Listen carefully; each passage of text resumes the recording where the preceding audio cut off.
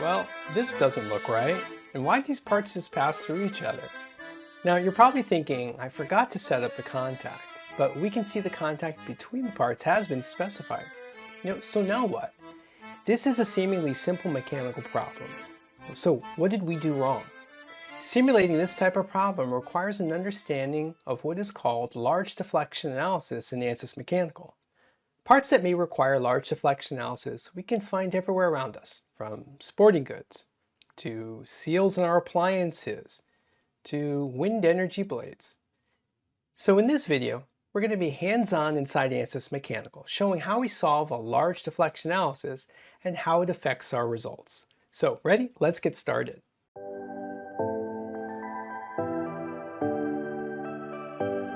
Getting back to the example we started the video with, the model resembles the output section of a simplified electromechanical relay circuit. We see that the armature and the movable contact arm play a critical role in transferring electrical signals. The armature, which is then pivoted about the anchor point, ensuring smooth rotation, will supply the input motion to the movable contact arm, deforming it to close the normally open contact with the fixed contact arm. We wish to simulate the parts contacting to determine the deformations, contact behavior, stresses in the parts for safety and durability. For this, we don't need to model the entire relay, so we can replace some components and apply the appropriate loads and constraints. Now, having found our part of interest, let's now analyze it in ANSYS Mechanical.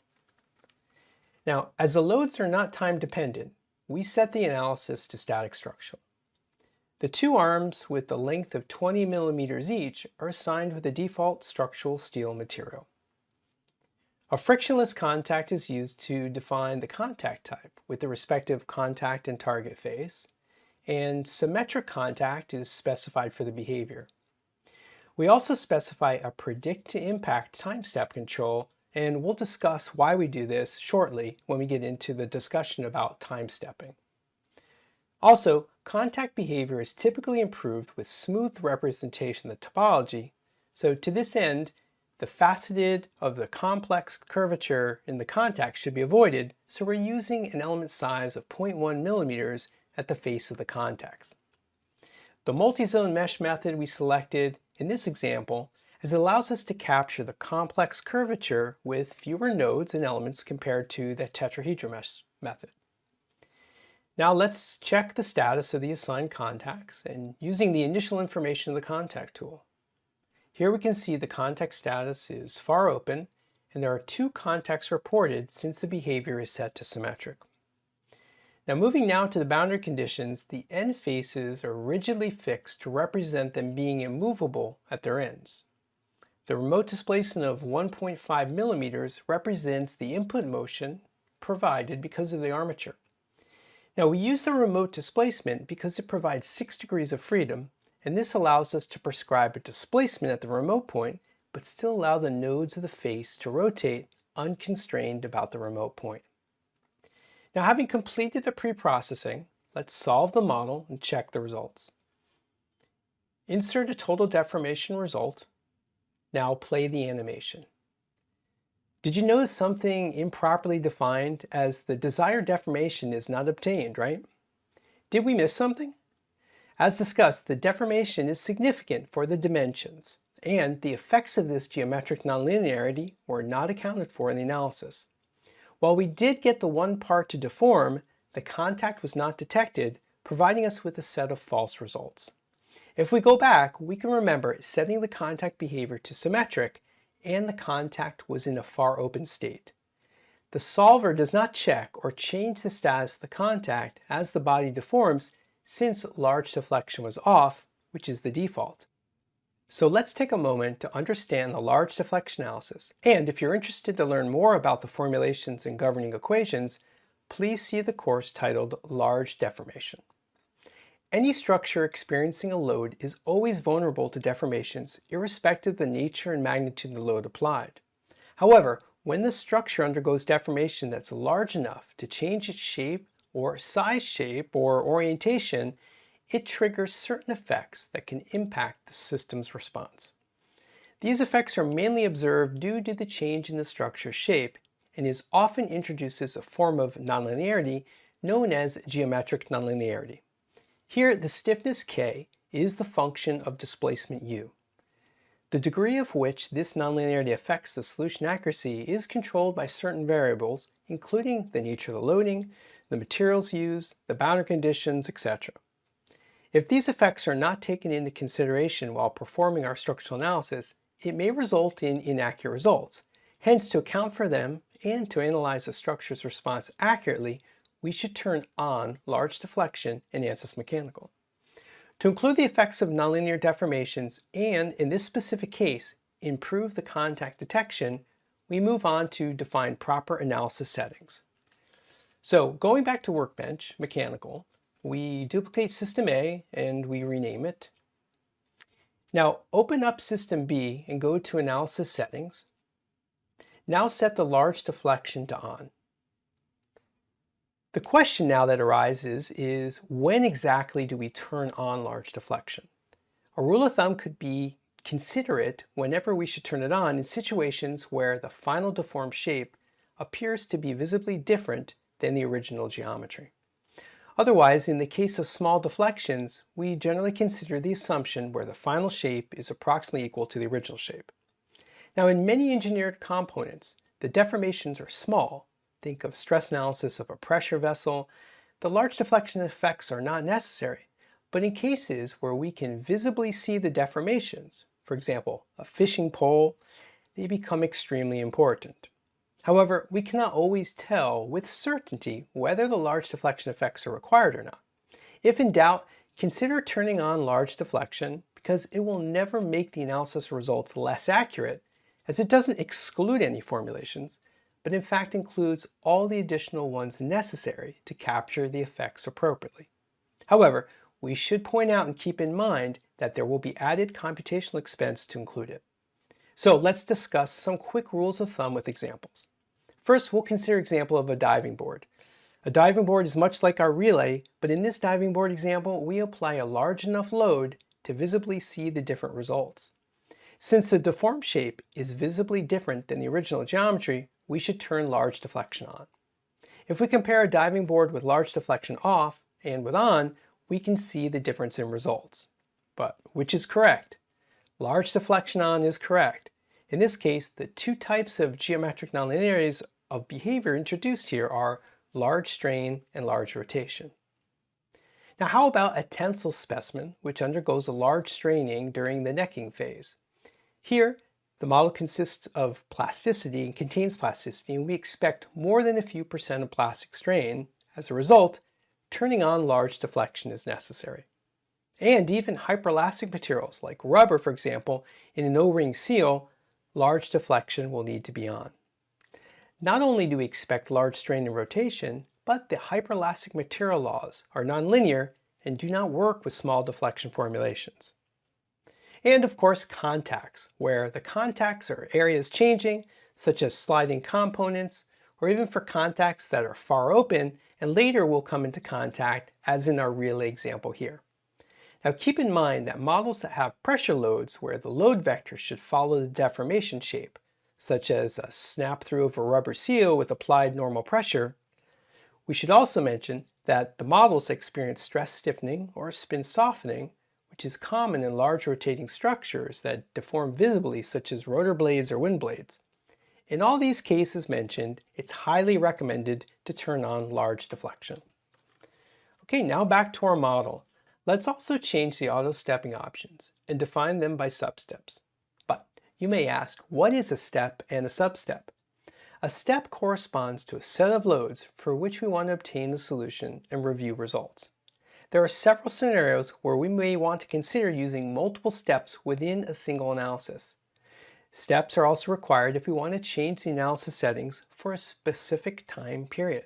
For example, in an impact analysis, we may want to manually change the allowable minimum and maximum time steps during impact, or the frequency to write results. In this case, we can introduce a step that spans a time period before and shortly after the impact, and change the analysis settings for each of these steps. Recall that solving analysis with nonlinearities requires convergence of an iterative solution procedure. Convergence of the solution procedure requires the load to be applied gradually with solutions carried out at intermediate load values. These intermediate solution points within the step are referred to as substeps. Essentially, a substep is an increment of load within a step at which a solution is carried out. The iterations are carried out within a substep to arrive at a converged solution, and they're referred to as equilibrium iterations. The load increment within a step is controlled by the time stepping procedure. Default values can typically be used in the case of little to no nonlinearities in the model. However, we should turn on auto time stepping and manually specify the initial, maximum, and minimum values for models that have appreciable nonlinearities such as geometric nonlinearities, nonlinear contacts, or nonlinear materials. So the solution will start with the initial substep specified, but then the automatic time stepping procedure can vary further within the range prescribed by the minimum and the maximum values. We can specify these limits on the load increment by two methods. First, by specifying initial, minimum, and maximum number of substeps are allowed. Second, by specifying initial, minimum, and maximum time step sizes, since a step always has a time span that is a start time and an end time. Now, time is more convenient in a transient analysis where it has physical meaning, but other than that, they're directly related to each other via this simple equation. Okay, back to our model. Set the initial substeps to 20. For the maximum limit, we need to specify the substeps to a larger size to allow the solver to solve difficult points in the solution, where the load is bisecting smaller and smaller. In our model, we'll set the maximum substeps to 100. Now, please note that in highly nonlinear problems, it's not uncommon to specify thousands for the maximum substeps. This number is a hard limit. If the solution is not converging, it does not override this value. So, if convergence in your model is difficult, consider increasing the maximum substeps.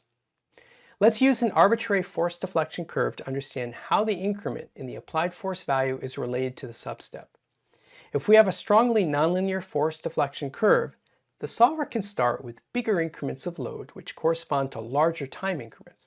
But as the challenging point approaches, the solver can bisect to smaller increments of time, and correspondingly the load increment is reduced to capture the changes in the force deflection curve. It works for any applied loads and non-zero displacements and rotations. And now remember, the predict for impact setting in the contacts, what does that do? That monitors the contacts with the settings when it's enabled, and it looks for excessive penetration or drastic changes in contact status. But it also predicts the minimum time increment needed to detect changes in contact behavior. This can be especially useful for impact problems. Now, like the minimum time step or like the maximum time step, the minimum limit is set to ensure any path-dependent responses like plasticity or friction are captured accurately. For example, we can observe the stress-strain curve and understand how too few substeps may still solve the problem, but not accurately capture the area under the curve, which represents the energy dissipation from plasticity. Similarly, for friction, too few substeps and we will not capture the path-dependent friction behavior. It's also useful as it guarantees a minimum number of results which can make useful, especially for making movies, playing smoothly, or animations of a nonlinear response. Okay, so in our model, we set the minimum substeps to 10. Now let's generate the initial contact information. You see the contact still has a far open status. Let's solve the model. Pick on total deformation. Pick the results set icon, so the animation we will play will use all the result sets. Now play the animation. Notice the expected behavior. Also, notice how the graph shows the time history response. Each point is a solved substep where we have results. Notice how we have small substeps or small increments and many substeps around the time when the contact takes place. This is because first we used predict for impact, which reduced the time step before the contact took place, but also due to the nonlinear solver needing to bisect and solve the complex nonlinear interactions around the touching and sliding of the contact. Since the deformation was significant considering the system dimensions, turning on the large deflection analysis is necessary. Along with the changes in stiffness behavior from the geometric nonlinearities, and that are also accounted for, it also considers the changing status of the contact and solves accordingly, nicely capturing the physical phenomena. You might notice that the observed change in deformation is quite less, but turning the large deflection on is not only to expect an accurate deformation behavior, but also to simulate the actual physical response, as we saw in both systems. Now, I hope this video has demonstrated the importance of understanding large deflection analysis. It is important for many classes of problems, as we discussed and illustrated here, and it's included the necessary formulations to account for these effects.